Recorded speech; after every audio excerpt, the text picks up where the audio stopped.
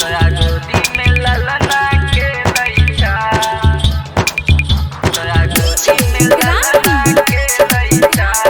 बोला बोला छठी मैया की। Presented by Dev Bhojpuri Entertainment Rosra। छठी मैया के दिहले भौजी तोरा गोदी में ललना खेलैछा। छठी माई के दिहले भौजी तोरा गोदी में ललना खेलैछा।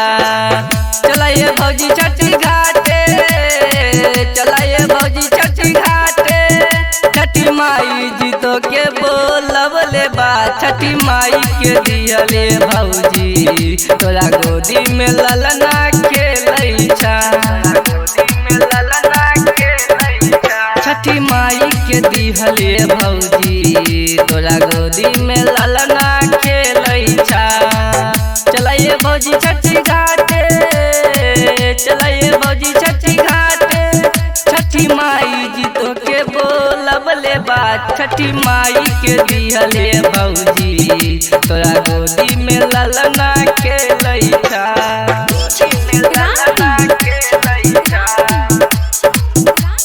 प्रेम से बोलो छठी मैया की। छठी माई राखै छथिन सब पर ध्यान है। इनका के जान छी कई दुनिया जहान है। छठी माई राखै छथिन सब पर ध्यान है। इनका के जान छी कई दुनिया जहान है। चलाइए भौजी छठी घाटे, चलाइए भौजी छठी घाटे। छठी माई जी तो के बोलबले बा, छठी माई के दिहले भौजी तोरा गोदी में ललना खेलैछा।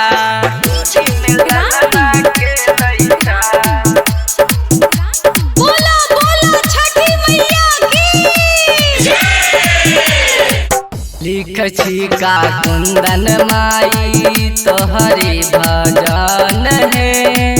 कबची का तोरी भजनिया नंदन पासावान है। लिखै छी का कुंदन माई तोहर भजन है। कबची का तोरी भजनिया नंदन पासावान है। चलाइए भौजी छठी घाटे, चलाइए भौजी छठी घाटे। छठी माई जी तो के बोलबले बा, छठी माई के दिहले भौजी तोरा गोदी में ललना खेलैछा।